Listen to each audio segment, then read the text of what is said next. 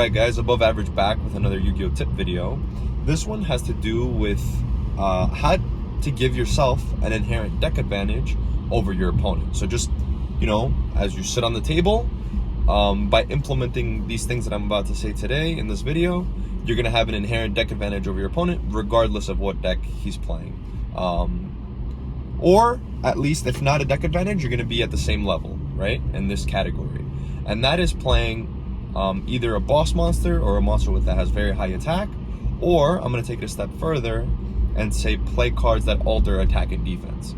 So there's a lot of pros to this, and I feel like it's often overlooked because if a card alters the attack and defense, it's usually seen as like fluff, right? Because like, oh, it doesn't give you extra cards, or it doesn't deal with your opponent's cards. But in a previous video I talk about life points being a resource, but if your monster is able to attack over an opponent's monster, that's a +1. You're still dealing with a resource, right? So if both players put a monster on the board, the monster with the highest attack wins, right? More often than not. Perfect example is cards like Fenrir, Pankratops. Like, these cards are phenomenal, because of their effects, but another hidden additional effect that they have is that they're able to punch over a card. So not only can they use that other effect, they're also able to punch over another card. We've seen this in the past with Purple Nightfall, the Mech Knight. People would special summon it. It's just an inherent summon that has 2500 attack, and then you're able to punch over another card, right, giving you a +1, and then main phase 2 using its effect to add another card. So I think those cards are very, very good and should be looked at more often and considered to be played in your deck more often. So like I said, I'm going to take it a step further, and I'm going to say to play cards that alter attack and defense if you can.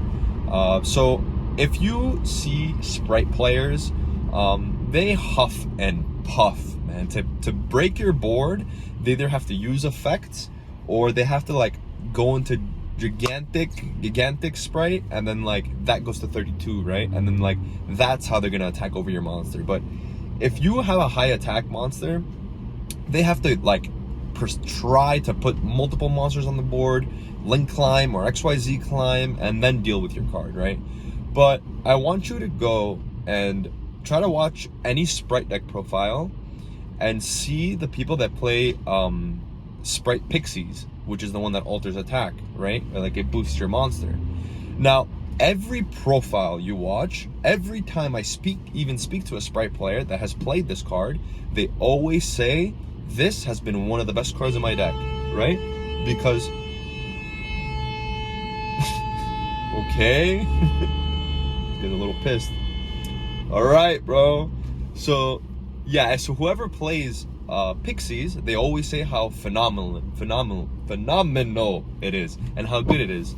Also, Gamma Burst, since the deck has so many low attack points cards, playing these cards, you're able to just punch over cards without using extra cards, which what if you have to use 2 to 3 cards, 2 to 3 effects to eventually get to a card or eventually get to a monster that deals with their problematic card, right? Most of the times, if you just boost your card, or you already have a monster with high attack, you can punch over the card, right?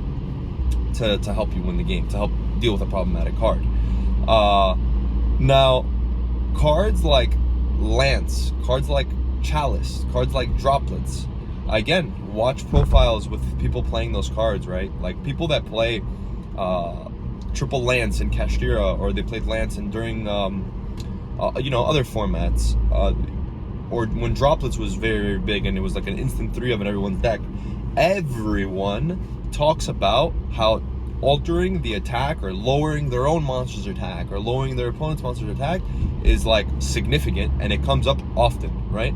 But again, we never think of that for some reason, right? It just so happens that we tend to gravitate towards cards that either give us cards or interruptions, rather than cards that alter attack and defense, right? Which is, I'm not saying to play cards that alter attack and defense, but if your deck doesn't have that, your main engine doesn't have that ability, or you don't play big cards, then you should play those cards, right? So that's why I'm saying Sprite, for example, since they don't play big cards, it's smart to play Pixies and Gamma Burst, right? And then that, like I said, like you try to watch any profile, whoever plays these cards, they say that they're amazing, right? But then people tend to like build the deck and not include those cards, which is weird.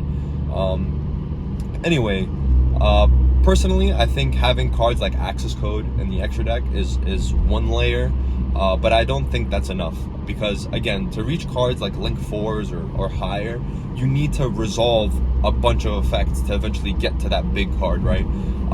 I think there's a big benefit to having cards that instantly reduce attack or boost attack, or having monsters with huge attack in your main deck. So try to include those types of cards. Analyze your deck, like go back and look at your deck and see if you have that element in your deck. And I promise you, if you don't have that element in your deck and you start implementing it, like maybe play Droplets, even if it's not that great in the format, or maybe Lance, or maybe if Lance is decent in the format, or a card that semi works with your deck, that has high attack. Maybe even if there is no card, maybe playing cards like Pankratops on the side, or maybe Fenrir in the main or side.